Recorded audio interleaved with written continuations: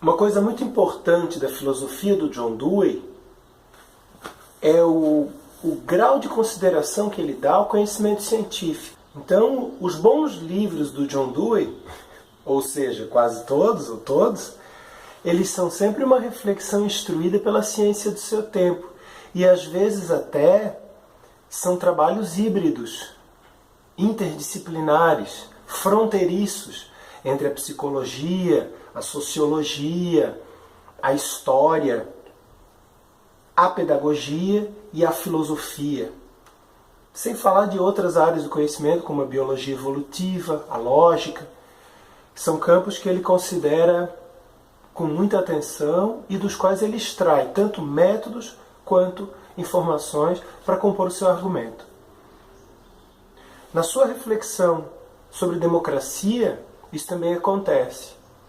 E essa reflexão é muito original, porque ela não depende, ela não se ancora em nenhuma concepção de democracia clássica, obtida da tradição.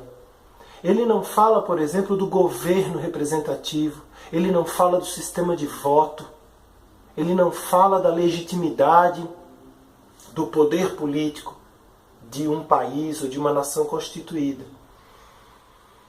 Quando John Dewey vai falar de democracia, ele vai falar principalmente de um instrumento para o crescimento da experiência humana.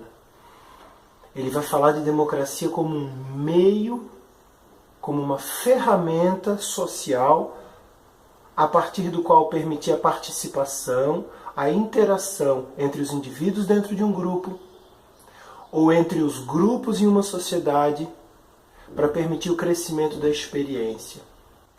Por isso, uma das vantagens da leitura do John Dewey acerca da democracia é que ele oferece um critério, ele oferece um instrumento de pensamento, um recurso intelectual que pode ser usado por todos nós e que nós podemos testar, examinar, modificar conforme a nossa necessidade. Qual é esse recurso intelectual? É o seu critério de avaliação da qualidade da vida social, composto de duas perguntas. A primeira pergunta: quais são e qual é o grau dos interesses compartilhados dentro de um grupo social? Qual é o grau de comunicação entre os membros do grupo social? Qual é o grau de participação numa vida construída em comum dentro de um grupo social? Essa é a primeira pergunta do critério. A segunda pergunta é: qual é o grau de interação entre este grupo social e os outros grupos sociais num grande ambiente? Então, um critério interno a um grupo social, um critério externo ao grupo social, inserido dentro de uma grande situação ambiental.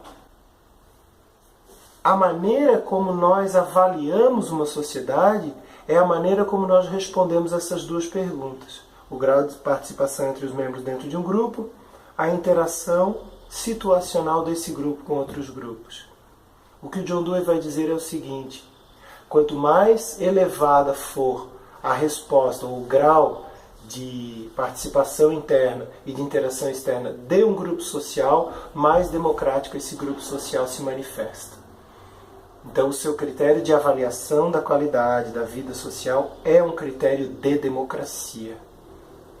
Uma democracia que se faz como participação nas crenças, nas ideias, nas discussões, nos interesses, no trabalho, na transmissão da herança cultural através da educação. Uma democracia mais como um modo de vida compartilhada, diria Dewey, mais como um modo de vida onde a minha vida continua com a sua, onde a minha vida está ligada à sua, do que uma forma de governo. E essa é provavelmente a grande originalidade da teoria deweyana. Não pensar democracia como poder político constitucional. Pensar democracia como poder obtido pela participação dos membros de um grupo social nas atividades de interesse coletivo.